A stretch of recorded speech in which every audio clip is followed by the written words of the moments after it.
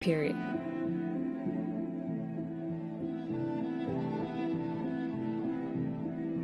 As well as Oshoamba cultural artifacts, a traditional homestead can also be found adjacent to the museum. When traveling to the north, be sure not to miss out on this unique experience. Watch this space for more stories about the O regions.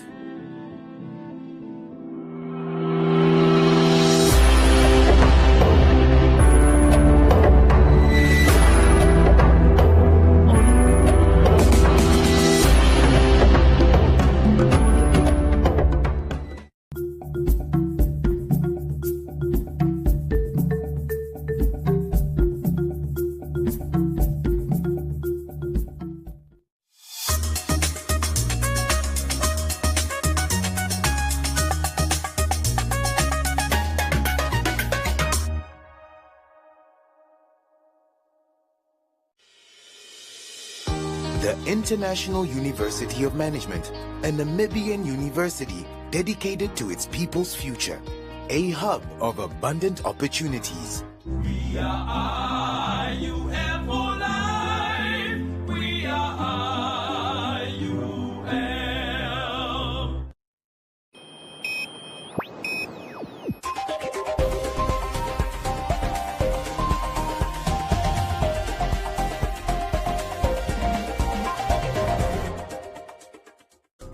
Good evening and welcome to this evening's edition of Today on One. I am Martha Hamtenya. In the news headlines, learners at Sitenda Junior Primary School taught in mud classrooms. 25-year-old student feeds 100 children in Havana. ACC welcomes the progress on the Access to Information Bill. Urban farmers encouraged to be creative. And Roundup, Business on One, Comments Corner, Sports and the Weather.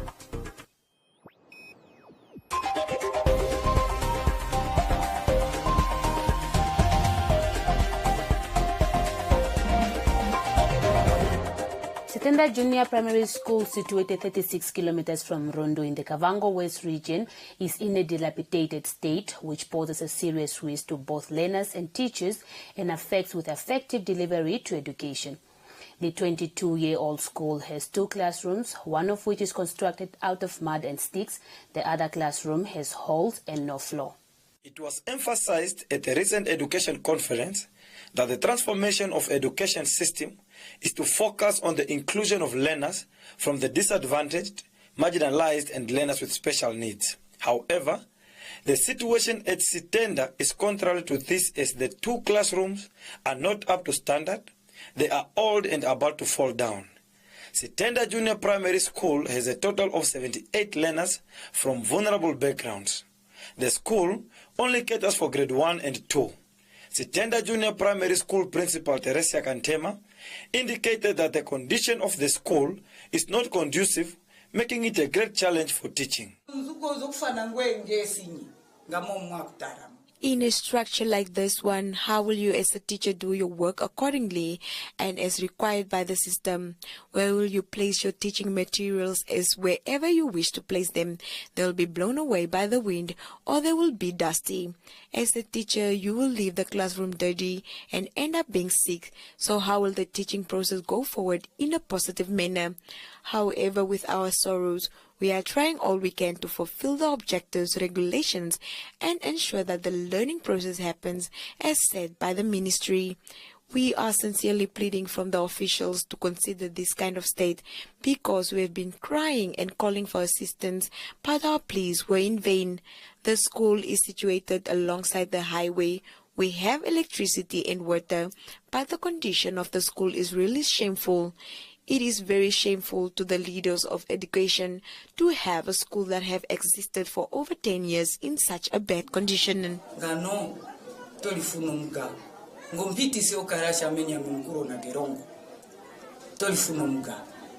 Mukoya Vernet, chairperson of the Student Union of Namibia in the Kavango East region, called on the Director of Education in the region and the Ministry of Education at large to consider improving schools in such remote areas and not make decisions while in their comfort zones. This is actually very heart-touching, so to say. We have heard from the parents actually how much they have tried. They have actually tried to erect the whole fence by themselves. They have tried to make sure that the infrastructure or the structure is up to date in terms of its standing actually. I do not understand that 30 years of independence we still have in Namibia that have got such a classroom. And they speak less of Vision 2030. I think this structure is fighting the Vision 2030 objectives. It's informing the Vision 2030 objectives that it's not likely to happen or to be achieved. So as a student union, we are ready to engage the Ministry of Education or the government at large, so to say. I think this is the first message that they should get. When they are going to see this, they must understand that we are really in need of a proper education system, quality and equivalent education system. When we speak of bringing the government to the people, this is not bringing the government to the people. If children are walking miles away from where they are to come and reach here and find a non-quality education infrastructures, I think there's nothing that we are really doing as a country. We as a student union feel that other parts of the country, other parts of the region, other parts of the nation is being left out. Really, if you go and look at other parts of the country, you will find that the primary school even have got corridors and so forth. But then we have got a school like this one. I don't know, when I looked at it in the first place, I thought maybe it's just a common church or something. But then for me to come and learn that it's a school, and we speak of fourth industrial revolution, where I don't even see a computer, not even a broken one, then we must begin to get worried as a nation. Where are we headed to? What do you expect these learners to be taught? What do you expect them to get actually from what they are being taught in such an environment? As a matter of fact, this is not conducive. They are definitely going to get diseases in such environments. They will be sick because of dust and so forth. If you look at this infrastructure, honestly, if there's strong wind, then we are risking our children. So we call upon the government to really turn an eye to such infrastructures, to such schools, to make sure that they are upgraded to the level of which we imagine Namibia to be. I want to call upon the leaders to stop deciding in their comfort zones. When you decide on your child being at a private school, you must come down and look at what is it really on the ground. Yeah. Mostly, I would say none of the leaders that we have will send their kids to such a school. The school has no administration block, no permanent structure, no computer for administration purposes, and lack of proper ablution facilities.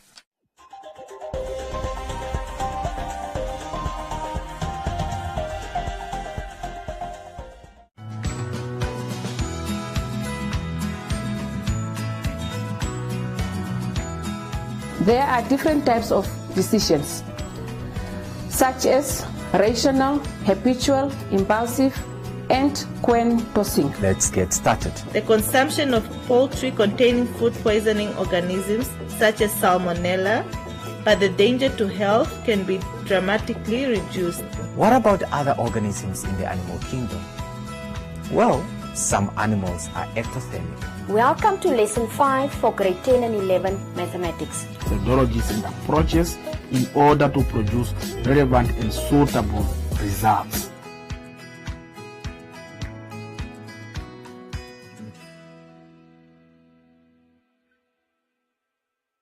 Prevent cramps with Fabifarm's new MVA Cramp Stop. Developed to bring fast and effective relief from cramps in athletes, active people, and senior citizens. Manufactured in Namibia, Fabifarm's MVA Cramp Stop contains a carefully selected blend of vitamins and essential minerals to prevent cramps, with a full month supply of capsules. It's Fabifarm's new MVA Cramp Stop, your #1 choice in cramp prevention. Now available at all leading pharmacies countrywide.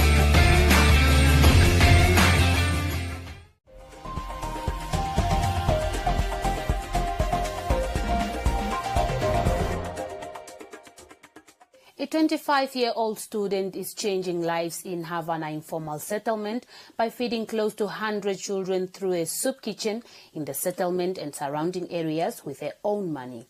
The health communication student, who spends her own money from her tuck shop and selling second-hand clothes, initially started a soup kitchen but expanded to a kindergarten to serve young children who are far from schools. Community Voices proudly brought to you by Namdeb Diamond Corporation. Good today, better tomorrow. The student and resident of Havana informal settlement, Benomwene Nekwaya, started her initiative after taking in a pregnant woman and her children who did not have a place to stay. Nekwaya caters for the community with proceeds from her tuck shop and second-hand clothes. Nekwaya explained that the name comes after the first three women, Esther, Paulina and Martha, that she assisted. She offers educational programs which helps keep the children away from illegal activities such as the use of drugs and alcohol, as well as theft, amongst many things. I think I'm just that person that like giving. I like giving so much. So it started when I had a girl that was pregnant and had two babies as well, two kids, toddlers, 2 and 4 years old. So she didn't have a place to stay. The parents didn't want her. So I spoke to my mom to accommodate her, and we accommodated her for like 3 months. And then she was about to go in labor.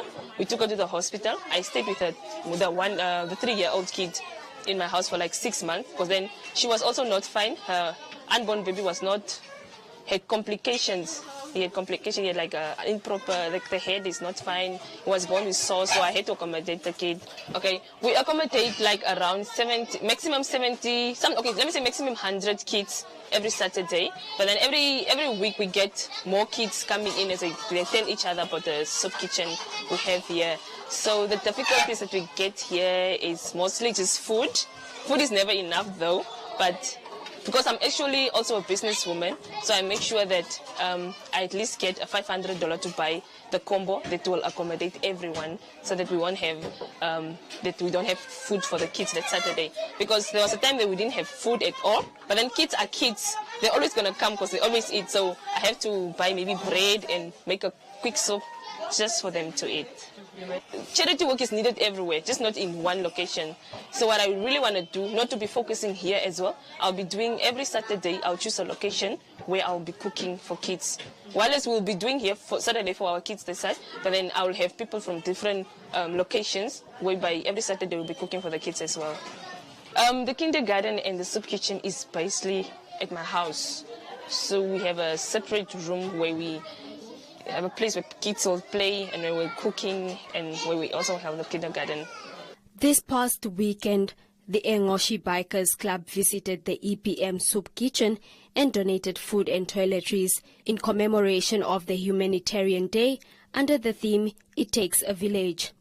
The Engoshi Bikers Club president noted that the donation marks exactly 4 years since the establishment of the club's outreach programs. So we thought, like, why not really go deep where, like, people, where people really can't reach.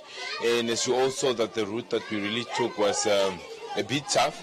However, we made it here, you understand. So these are the unheard voices, and that's where we try to reach out here. We identified it through Natasha. We had a project somewhere in town, and it was mentioned. She mentioned that, no, there's a soup kitchen, and you guys should really come in. Took us a while to get here. But yeah, that is how we got to learn about it. What we did was we actually asked. We didn't just buy anything. We actually did ask them that what exactly it is that you need. Because then we wouldn't want to buy something and they already have it. So they gave us a list. And then through our club, we then asked for the donations from the members. And yeah. 2 youth from Havana New Location who assist Nekwaya in the day-to-day operation of the soup kitchen believe that charity goes a long way, adding that there are many in society who need support. We're just here in Havana trying to help the kids. Just remember that it's not everyone has everything that we have like at home. So we are just saying, it's not about saying when we are feeding the people, it's not about saying they don't have what to eat at home. We're just trying to bring also people together, and that's how we bring ideas together also. By the end of the day, we really have people that need to be fed, like here in Havana, like kid-wise and stuff like that. And we are calling everyone that has a heart, like for the kids, especially the kids, not the elders, just leave that aside, but the kids. You see, these people are happy people. They don't care whether something is going wrong or not. They don't care what's going to happen tomorrow. But it's sad when you look at them like that, like they are moving around the street without clothes or maybe food to eat at home and stuff like that. We are just here to do charity work to these kids, you know. I believe that there's somebody out there with a good heart who can just contribute to what we do here. Actually, most of us here, we are not working, we are just students, and we really feel for these kids because sometimes they don't have a comfortable bed to sleep on, they don't have food, they don't have clothing, and some of them, they don't even go to school because their parents cannot afford. So we are really trying to give a hand here and there, and we are just asking for people to at least to come and see these kids, how these kids live. The Engoshi Bikers Club believes that Humanitarian Day, which is commemorated annually on the 19th of August, honors the heroic people who have died for the humanitarian cause and also recognizes those who continue to devote their lives to helping the world's most vulnerable people. Community Voices proudly brought to you by Namdeb Diamond Corporation. Good today, better tomorrow.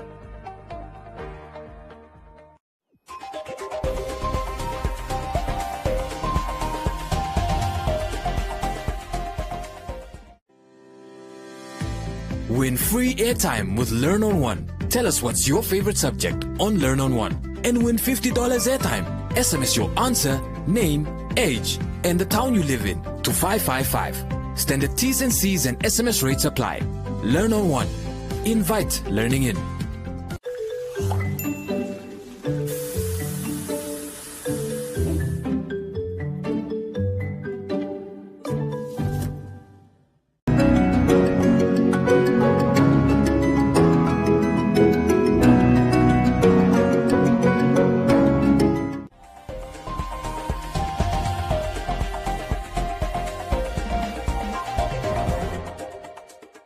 The Anti-Corruption Commission has applauded the National Assembly and the National Council's effort in passing the Access to Information Bill, which will become an Act of Parliament once the President signs it into law. Josephine Gituamata, the spokesperson for the anti-graft body, says that the legislation will be an effective instrument for the ACC in Namibia's fight against corruption. The Access to Information Bill, which was passed with minor amendments, is an important piece of legislation that aims to promote the public's free access to information by compelling public and private institutions to make information proactively and readily available. Gituamata says that the legislation will complement the ACC's work as it aims to promote transparency and accountability by enabling the disclosure of information in public and private institutions relevant for their investigations. It will actually help increase accountability. It will also help increase transparency. It will also contribute or allows the identification of and uncovering of corrupt practices in different institutions. They are saying this is because now people who might have information based on the provisions in that law will be required to provide that information. Because I know that a lot of people, when they hear of access to information, they only think of information to the media. But this also speaks about information to the public.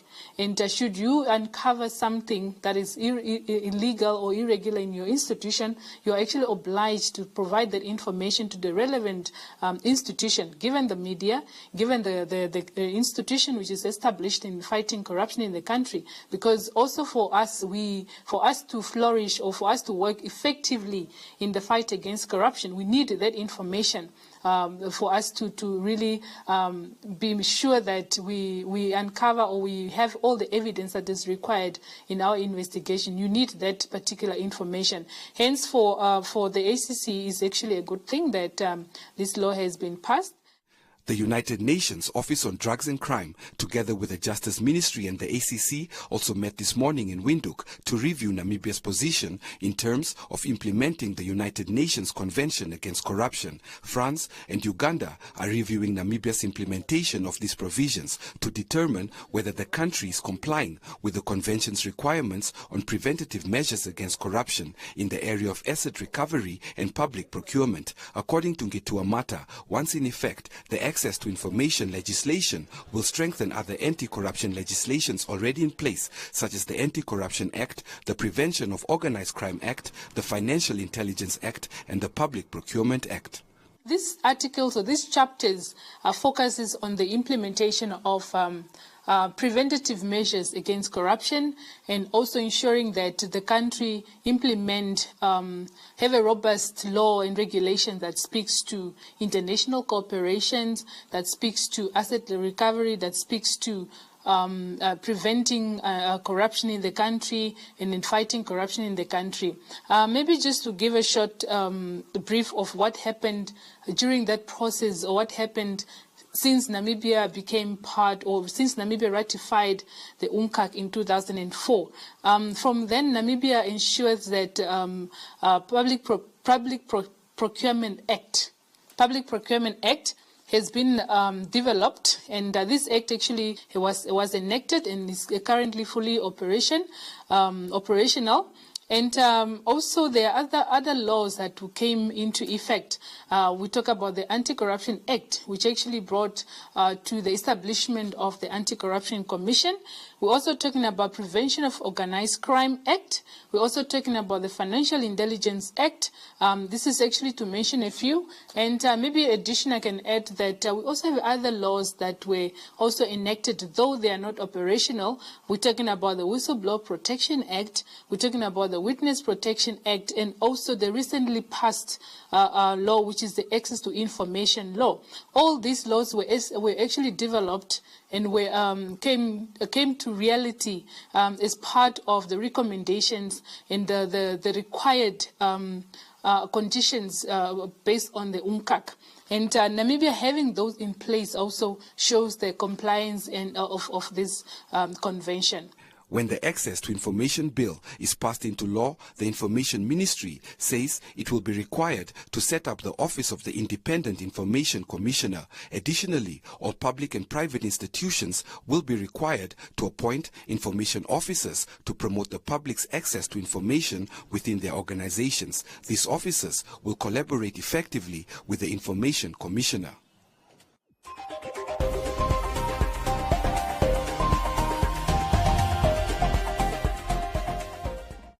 Enjoy these fantastic payday savings at Clicks until the 6th of September. Buy Clicks 2-ply toilet paper 18 rolls, 2 for $99.99 per pack and 1 for $109.99. Buy Pampers Pants or Baby Dry disposable nappies jumbo pack, 2 for $213.99 per pack and 1 for $241.99. And buy selected Oma laundry products, 2 for $215. Clicks. Feel good. Pay less.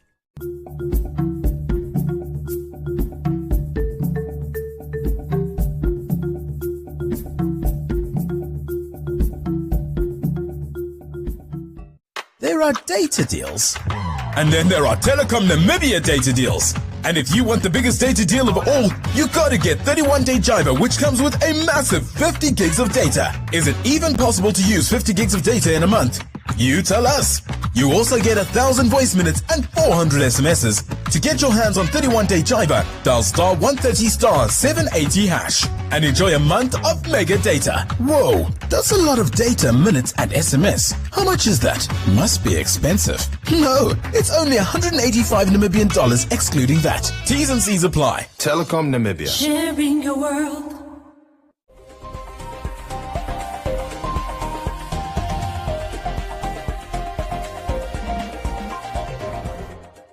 A managing director of a farming consulting company said urban farming should be explored because it's less costly and much easier than traditional farming. The managing director of Agri Optimistic, Hendrik Njava, was speaking at a village garden during a farmers' exhibition last Friday, where he encouraged farmers to use creativity and innovation when venturing in urban farming.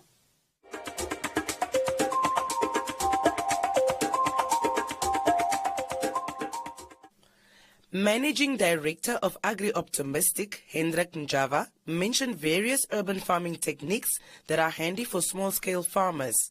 Njava told Agri on One that the exhibitions are a way for farmers to network and pick up new innovative ideas from sharing produce and information. So I'm just with the guys to help each other grow since I have deep passion for agriculture and they are doing something quite interesting and innovative.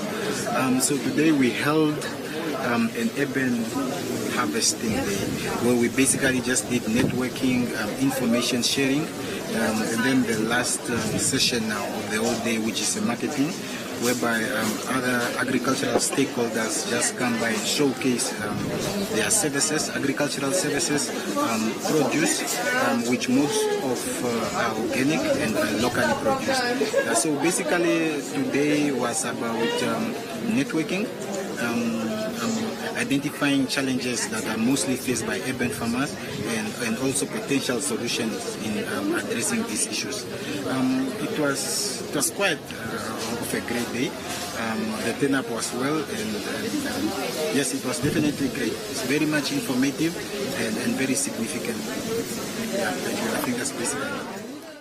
A horticulturist and salesman at Urban Eden Organic Grocery Business, Junior Nello, further added that organic produce is profitable for urban farmers as it has great health benefits compared to processed foods.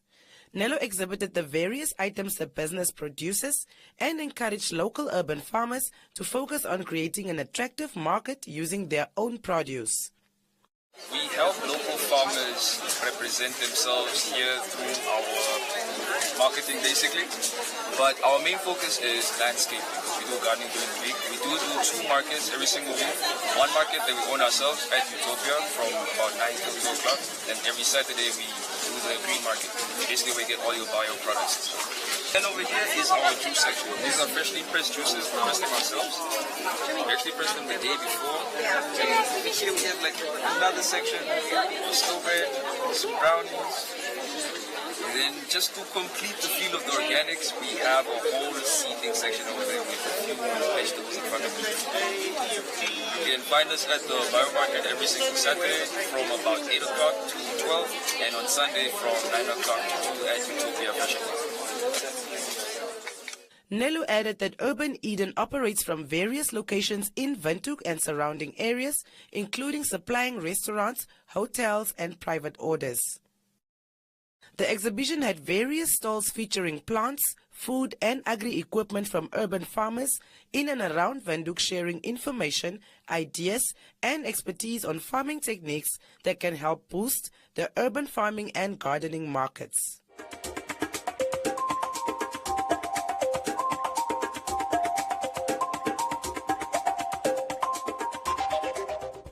Enjoy these fantastic payday savings at Clicks until the 6th of September. Buy Clicks 2-ply toilet paper 18 rolls, 2 for $99.99 per pack and 1 for $109.99. Buy Pampers pants or baby dry disposable nappies jumbo pack, 2 for $230.99 per pack and 1 for $241.99. And buy selected Oma laundry products, 2 for $215. Clicks. Feel good. Pay less. We've always had the bravery to stand up for what is Namibian. From protecting our homes from invaders to fighting the injustices of our people, we still honor what our country means to us and raise a glass to those who show their bravery. No matter how bright their spotlight, how commanding their performance, or how they shoot for the stars.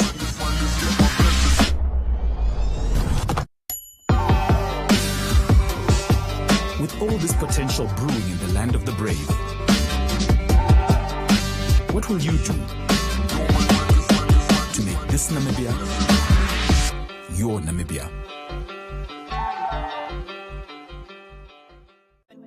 Choose boldness and celebrate the skin you're in with Nivea Rich Nourishing. Our triple layered care of deep moisture serum, natural almond oil, and vitamin E enriches your skin for 48 hours. It's time to show off your best skin. Choose to wear your skin with pride with Nivea Rich Nourishing.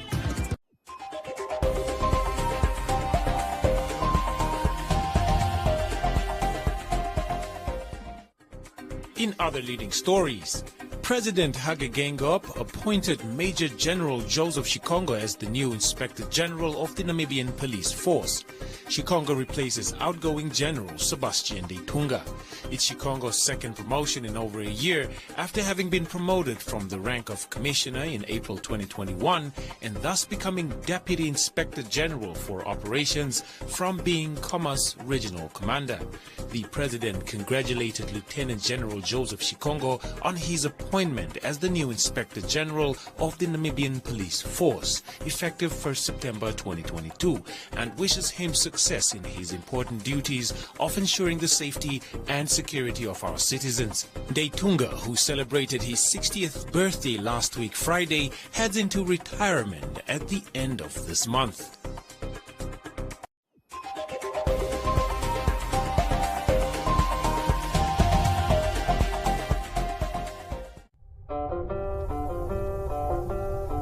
We've always had the bravery to stand up for what is Namibian. From protecting our homes from invaders to fighting the injustices of our people. We still honor what our country means to us and raise a glass to those who show their bravery. No matter how bright their spotlight, how commanding their performance, or how they shoot for the stars.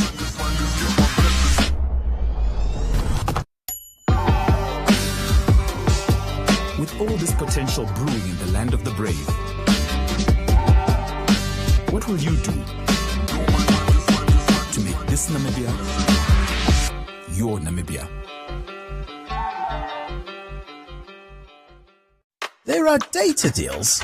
And then there are Telecom Namibia data deals. And if you want the biggest data deal of all, you gotta get 31-day Jiva, which comes with a massive 50 gigs of data. Is it even possible to use 50 gigs of data in a month? You tell us. You also get 1,000 voice minutes and 400 SMSs. To get your hands on 31-day Jiva, dial star 130 star 780 hash and enjoy a month of mega data. Whoa, that's a lot of data, minutes and SMS. How much is that? Must be expensive. No, it's only 185 Namibian dollars excluding VAT. T's and C's apply. Telecom Namibia. Sharing your world.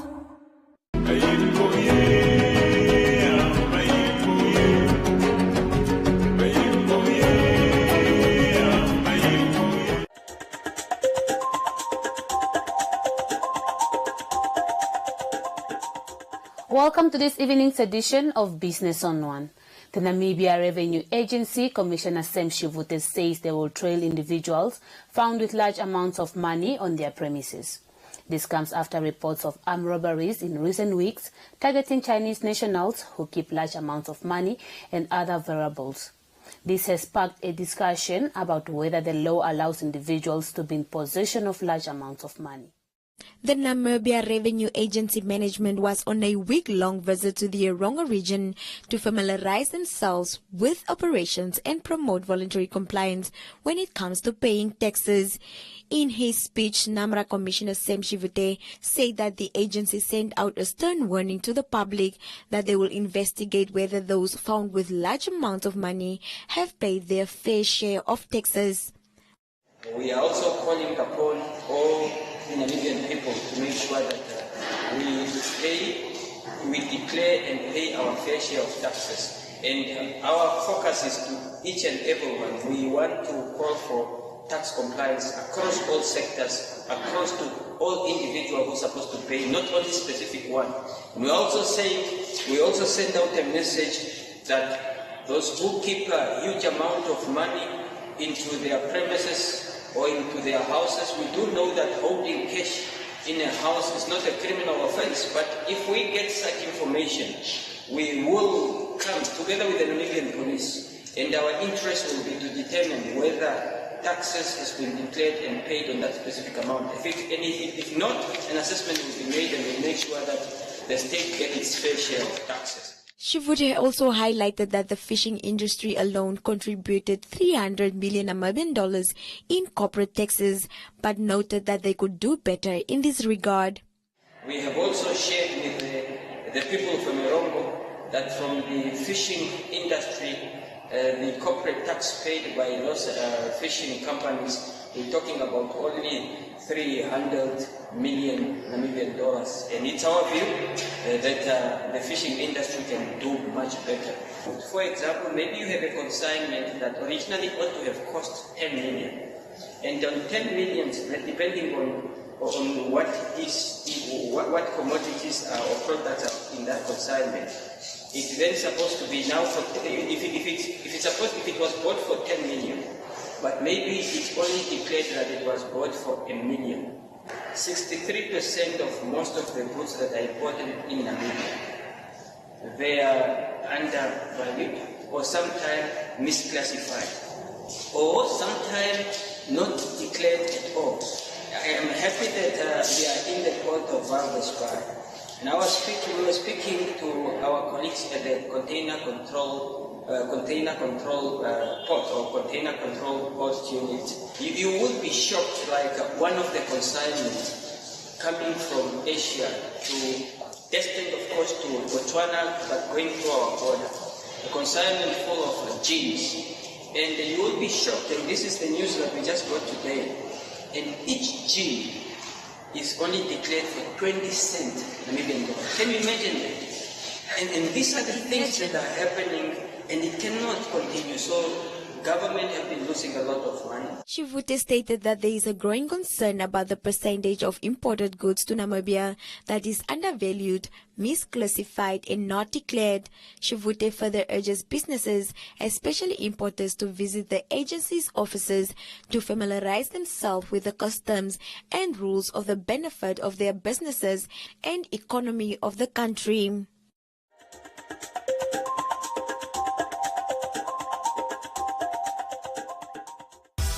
The clock has struck for your daily business and financial news update. Brought to you by The Brief.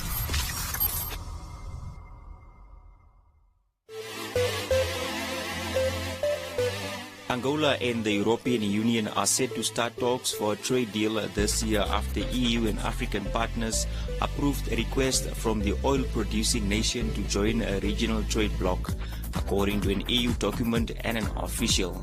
The green light to start negotiations came in late July, an EU document shows, shortly before the Southern African country holds general elections next week. An EU spokesperson told Reuters they are now in a position to open formal negotiations, but there is not yet a date agreed with Angola. However, they expect this to happen in the last quarter of this year. The Angolan government had no immediate comment. The possible deal would likely increase the export of Angolan products to the EU and possibly reduce the dominance of oil, which currently accounts for nearly all exports by value. Angolan products such as frozen shrimps, ethyl alcohol, wheat bran and bananas are likely to benefit the most thanks to the expected lift of tariffs, according to EU estimates.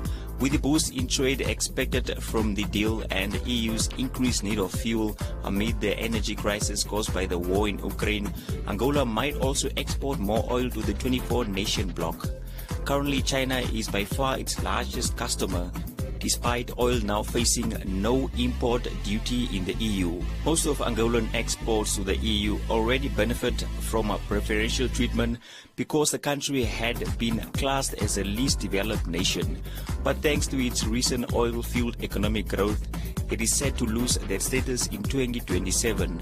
That means it would face tariffs on several products unless it joins the regional trade agreement the EU signed with 6 Southern African nations in 2016.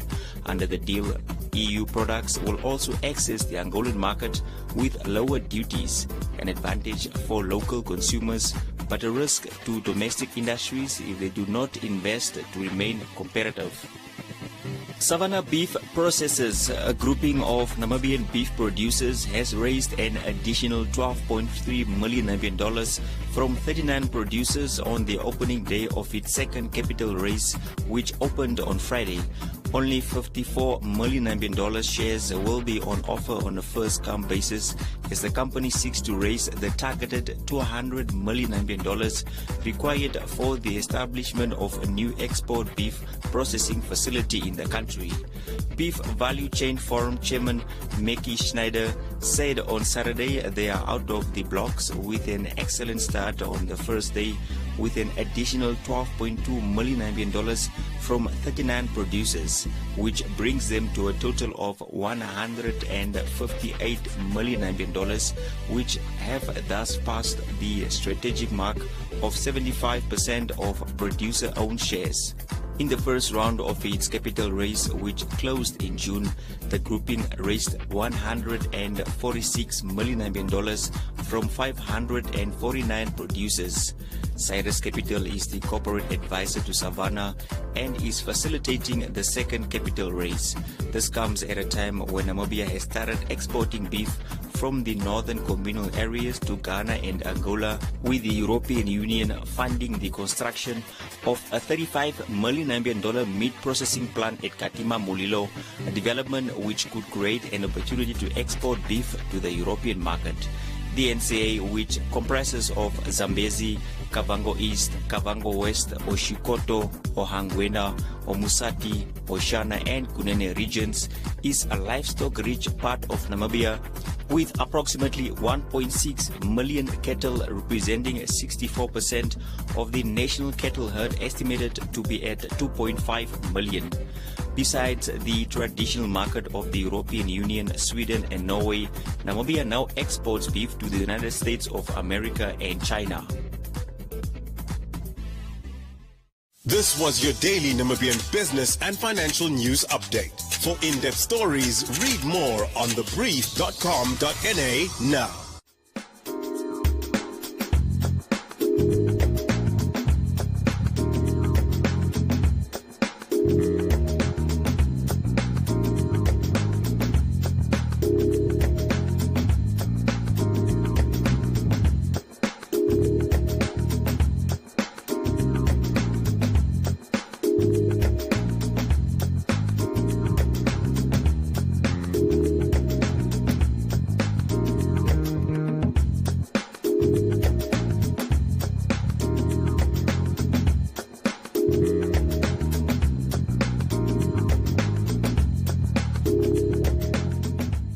That's all we have for you from the business front. Be sure to follow us on our social media pages for more updates.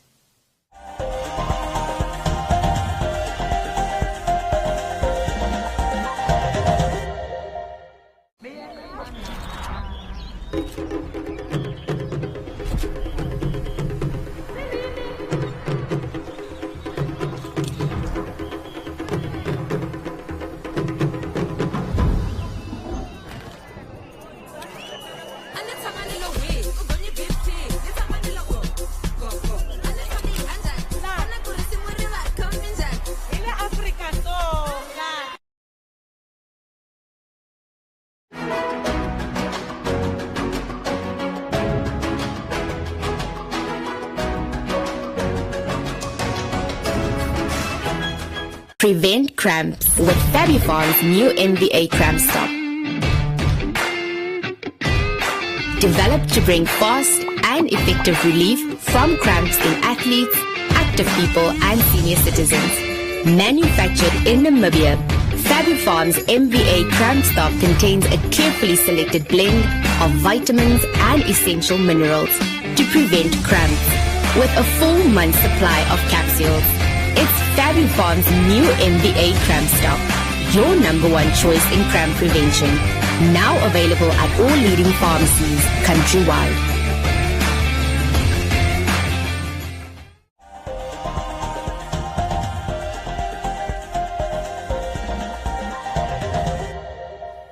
Let's take a look at Comments Corner, your daily dose of comments from our social media pages. Two activists, Dimbulukeni Nuyoma of the Affirmative Repositioning Movement and Michael Amshelelo of the Namibia Economic Freedom Fighters, who spent over 3 months in the Windhoek Correctional Facility for inciting public violence during a protest at Chinatown Complex, shared their experience behind bars. Eddie said young people should come up with solutions and not violence.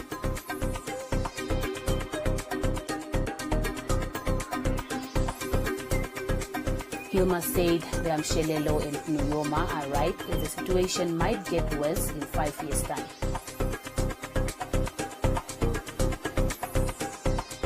Gabriel said that they should stop causing chaos because the country is governed by law. Sylvia asked why they can't focus on something else. Sien congratulated the two on the outcome.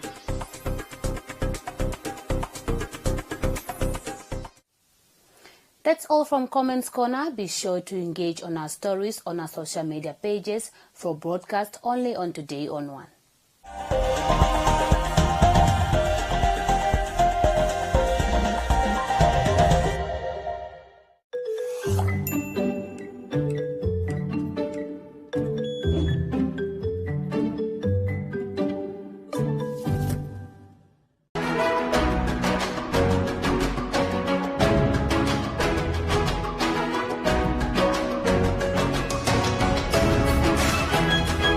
This is my favorite gear. Nivea Men Black and White Deo, with 5 times Deo action to protect you and your favorite gear from stains. Try SA's #1 anti-stain deodorant. Castro Ulumbu standing by with Sports on One.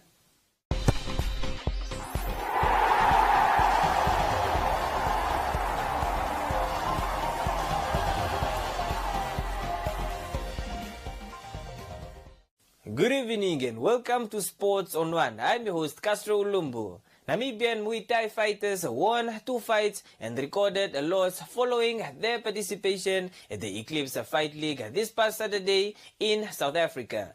The 3 fighters from the Combat Club Windhoek returned back to the country on Sunday following their participation. Here is more on this story. The 3 combat fighters, Kyle Dusi, Sonia Salmon, and Mutua Mutuku, shared their experience following their fights at the 5th Eclipse League tournament. 23-year-old Kyle Dusi kept his undefeated streak intact when he outperformed his opponent after the second round of their fight. Dusi recapped his match and is optimistic for his future.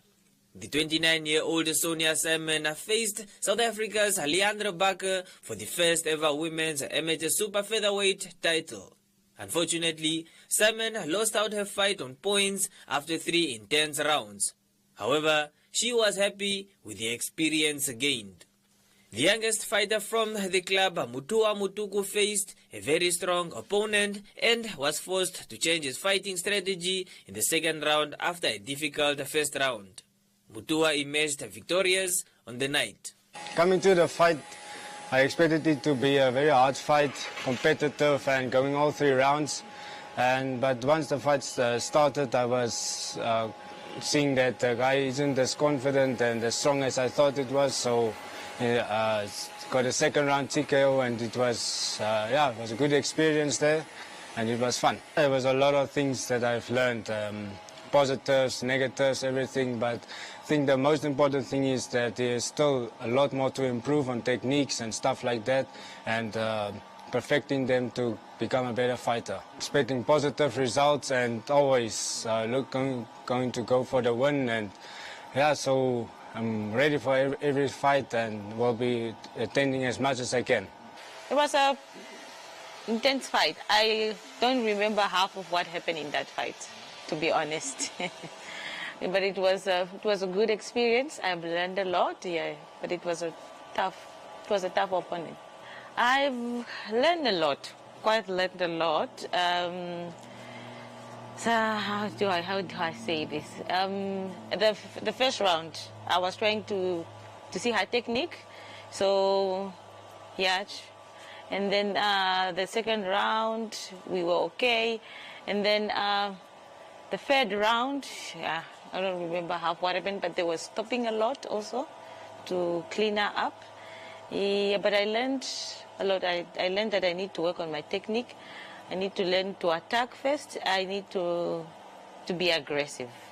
Beginning of the fight, to be honest, was actually looking a bit tough. I wasn't really in it. I wasn't really giving as much as I thought I would give.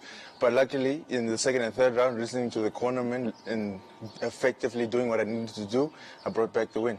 Through the fight, I learned to be more active, be more aggressive, and to also focus more on technique and use a wider range of strikes. And also keep it simple, keep the simple combinations in.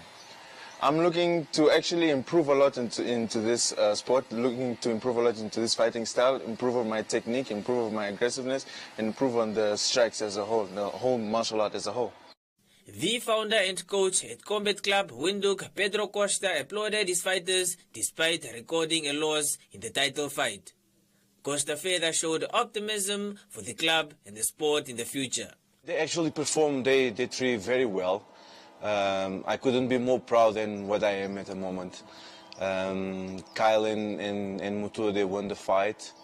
Unfortunately, Sonia didn't make it for this time, but she's going to train harder and harder every day for the next event. She's going to be more well prepared. Obviously, we are not going to drop our hands, and we are going to train the group even harder. And yes, to keep our records positive. I'm very positive for the future, and as I see, Namibia has a very good potential in martial arts, especially in the martial art that we practice. And as Muay Thai is now IOC recognized sport, we are looking forward for our future. And to prepare our fighters and to make history on the first Muay Thai fights on the Olympic Games. Combat Club Windhoek has more than 100 registered fighters. Thank you for watching. Catch us again tomorrow for more updates on Sports on One.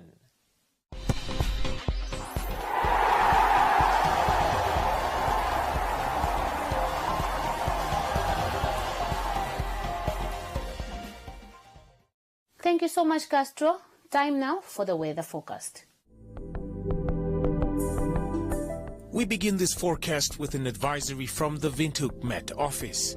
Cold conditions will set in the south from Thursday, where showers are expected in the southwest. The interior will be partly cloudy and warm to hot in the Karas, Omaheke, Kavango and Zambezi regions. Elsewhere, sunny and warm to hot. Windy conditions are expected over the interior. The coast will be partly cloudy and mild to warm with fog patches. Wind will be moderate westerly to southwesterly. Now let's have a look at the minimum and maximum temperatures across the country and beyond.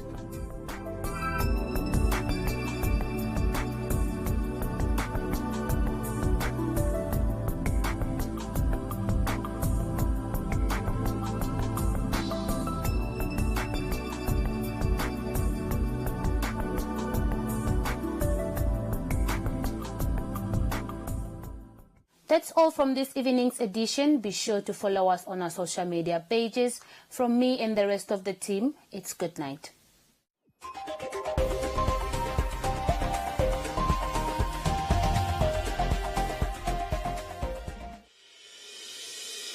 The International University of Management, a Namibian university dedicated to its people's future, a hub of abundant opportunities. We are IUF for life.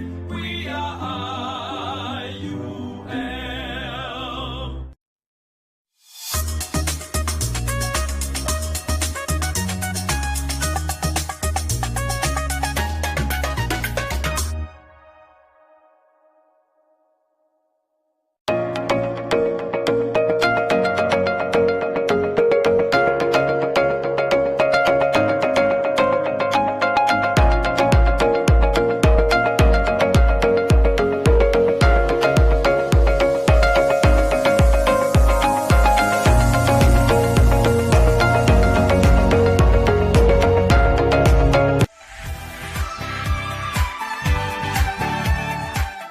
We never thought that this would actually happen in our country, especially for the youth.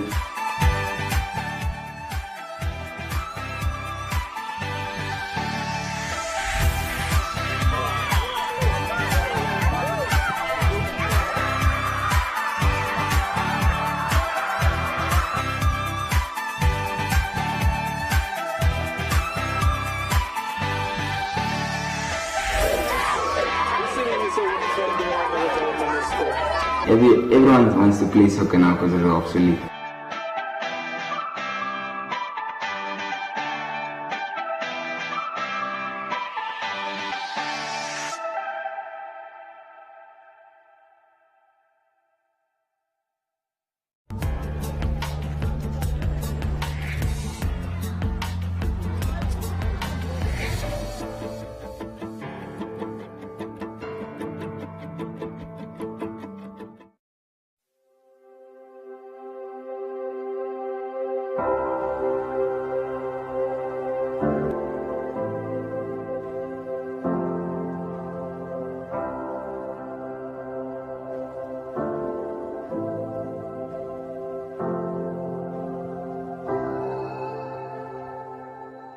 My name is Ban Ki-moon.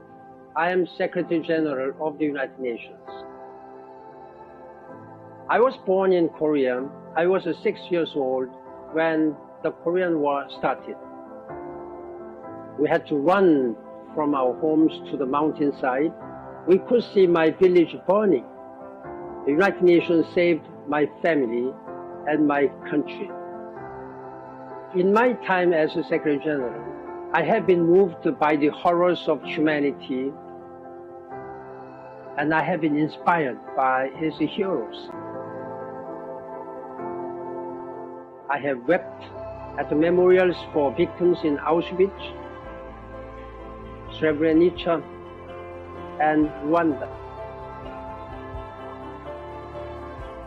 I have dealt with tragedies that have gone on for decades, and disasters that destroy the whole societies overnight. I've also mourned too many courageous United Nations staff members who died serving the cause of peace. I believe in having a young mindset.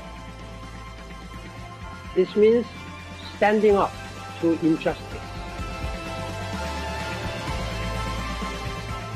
I hope I will never be too old to ask leaders tough questions. I hope I will always have the energy to speak out for what is right. I think that keeps us young.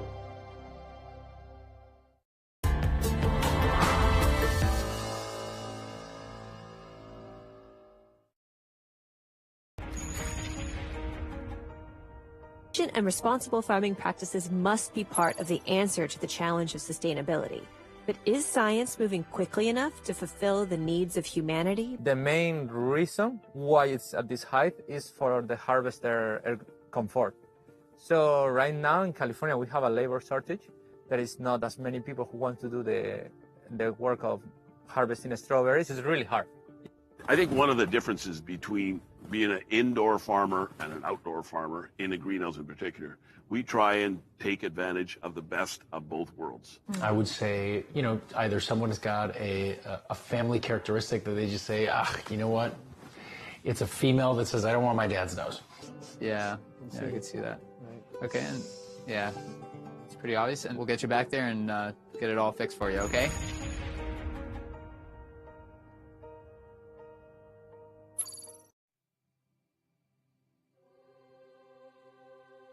Do you know about the Leaning Tower of Windhoek? It is decked artistically with unique metal bars to counter the skewness caused by hasty construction, and is one of the 2 chimneys of the Van Eck coal-driven power station set on the northern outskirts of Windhoek.